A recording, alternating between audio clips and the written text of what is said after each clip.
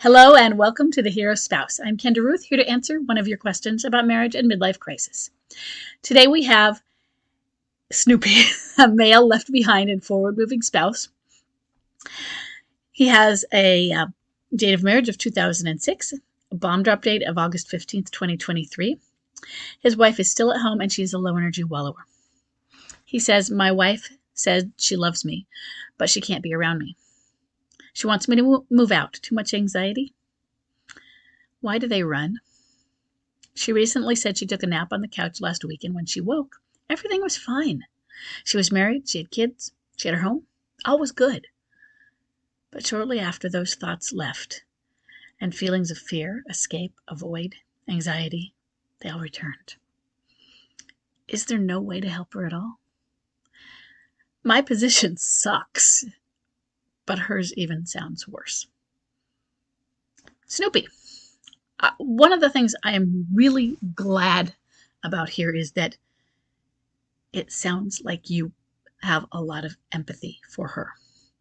Yes, your position sucks.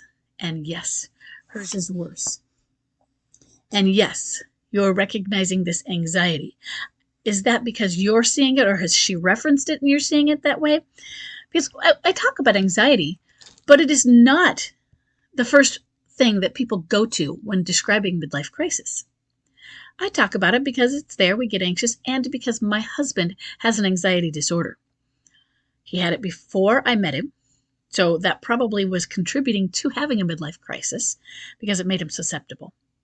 But it's still there. It's still something we deal with every day. And so that you recognize this as having so much anxiety, one of the questions, does she have a history of anxiety similar to what my husband has? So is that something you have dealt with in the past? And you are describing the way she said she woke up and everything was fine. And then everything, it kind of like it falls back and collapses in on you, one little thing, and rolling over like that snowball. And it's that ruminating. And it could be one thing happened, or she saw one thing that just a little trigger, and then it was a cascade effect.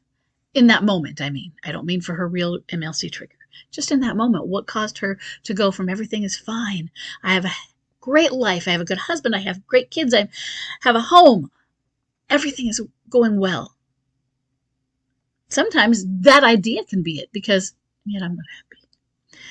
Yeah, it is those feelings. Why do they run? Well, she might run because you deserve better. I'm not saying you do. She might be saying that. Or she might run because it's not so much you deserve better because she's not good enough, but she knows she is not well, and she doesn't want to bring you down without being well. It's not about her being bad in that sense. Some will say, I'm bad, they deserve better because I'm not good enough for them. Some will I'm so sick, I'm just going to be that animal that leaves the pack and sacrifices myself, the martyr. It could be that. It could be all of these fears.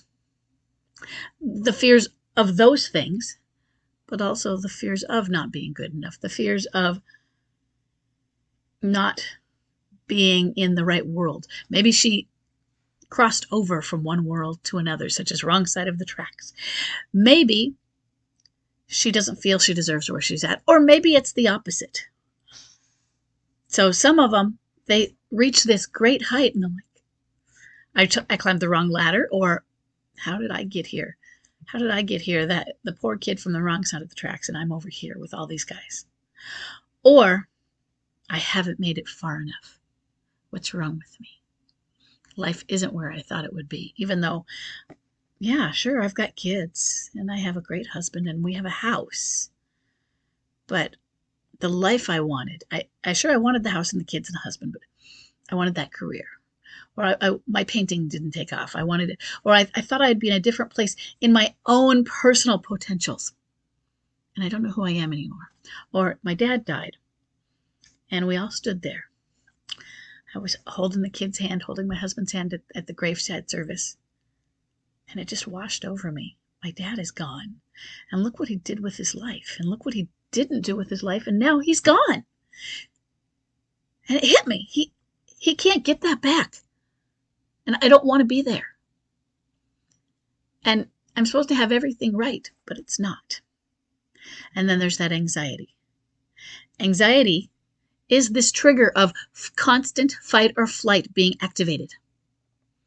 And if that is a real thing, that the constant chemical of fight or flight is activated, why wouldn't you run? I mean, it's called fight or flight, right?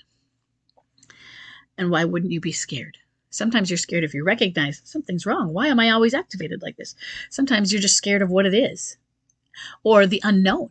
You don't know what it is, but something is making me scared. And then if you don't know, you're more scared because what's wrong with me?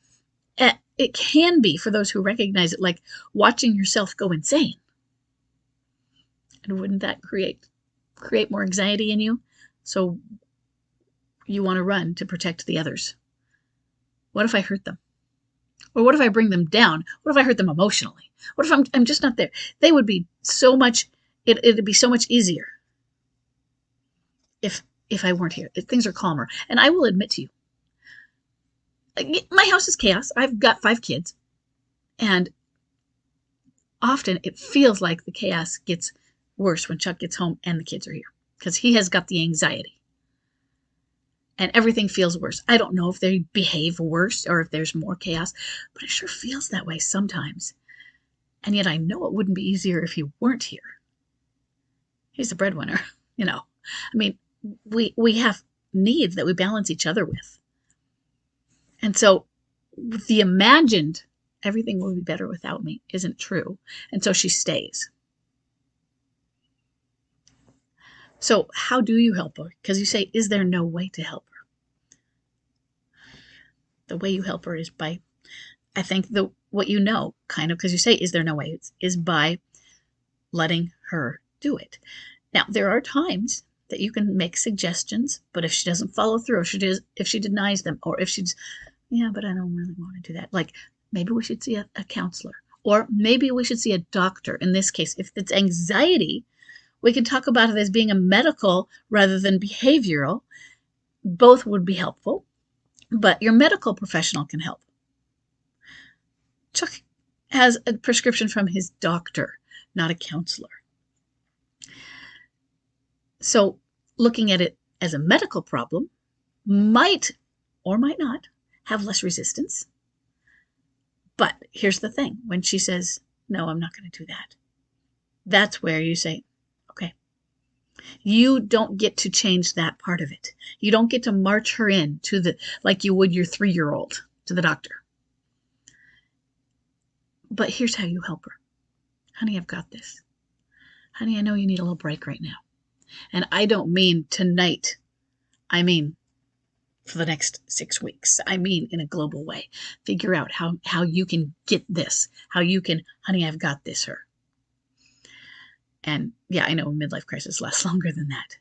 But what I'm trying to show her some support. Not just the compassion and empathy. Those are vital. Show, you know what? I'm here for you. And sometimes I don't understand. But I want to understand. And so sometimes when you don't understand, you are still understanding. I am an understanding person. What we really mean when we say that is we're compassionate. I'm going to be understanding of your challenges. Doesn't mean I understand what they are in the sense of I have experience. It's compassion, it's empathy, it's grace, and it is giving that space that you may need to give her so that she can feel safe. Feel safe with her doubts. I want her to feel safe with doubt, because if we don't, then we think we're bad. And then we want to run from it, and then we're ashamed of it. Sometimes it's not even just doubting I'm a good mom. It's maybe she's doubting that I should be here with them. And I don't mean in suicidal ideation. I just mean running. And it's, you know what? Sometimes everyone wants to escape. Well, you normalize it for her. Normalize it for her so she doesn't feel like she is a bad person. You do these things. You are there for her. And when she says, hey, get away, you give her the space. So it doesn't mean you smother her, but if she wants a hug, yeah, great. If she doesn't want a hug, step aside and say, it's okay. I'm here for you in the manner in which you want me to be. I'm here to meet the needs that I can help meet in the way you want me to meet them. So if giving you a hug isn't how that is, then you're not going to do it that way. Because that would be meeting your need. And it's not going to be fair because MLCers don't meet your needs. And however long that is, it sounds to me like she may have some sort of serious anxiety and depression, and I say that because you are recognizing this on a midlife crisis site, but you're using those words, anxiety. Yeah. And you help her. You help her just by being present. And present doesn't always have to mean in the same room if she wants space, but emotionally present. And that means emotionally aware. And it means, very important, emotionally regulated, because she's not. It means that you are the calm in the storm. Chaos is out there. For some reason, I get more calm. It's like my compensation. When they get really, it just happens. I don't think about it. It maybe instead of fight or flight, it activates a calming in me that comes over me. And that's what I want. Sometimes, this isn't a problem with it, but here's what people who are anxious may think. And so I just want you to still be confident in doing this. Well, that's not that important. He's not reacting. And it seems like you're not responding sometimes because you don't jump when everyone freaks out. You don't jump, you stay calm. And it's not a fire, so you don't rush off immediately to see whatever it is that is being screamed at. Take your time. Maybe you know that whatever is happening isn't an emergency, doesn't need an immediate response. And I say that because I know out there, I'm sure Chuck is like, she just doesn't care. What is she not? And I know if I would enable it if I always jump. So, emotional regulation, calm. And if you aren't able to do it now, you want to practice being able to almost have that calm be activated. Calm does not mean unresponsive, but it means you can think and then react in the proper ways, which is a responsiveness, with forethought, with logic, with, is this the right thing? Do I need to be reactive because this is a fight or flight situation because the house is on fire? It's different than, do I need to react because the stove has a little fire in it, but I know how to fix it. I know that I don't have to run across like I'm freaking out because my child Blaze sees this little fire in the stove, Blaze, and it's like, Mom. And I don't want to enable his panic by panicking also. So I know how to handle it. I say, it's okay. It's no big deal, Blaze. I walk over and I put a lid on it or I put salt on it and it's fine. Being calm. And so that's what you need to work on, is making sure that you're not joining her in her panic and anxiety. That is how you help. Okay. I am so sorry that she is feeling this way. And you're right. It's worse for her, but your position does suck. So I hope this is helpful. And I will see everybody in the next question.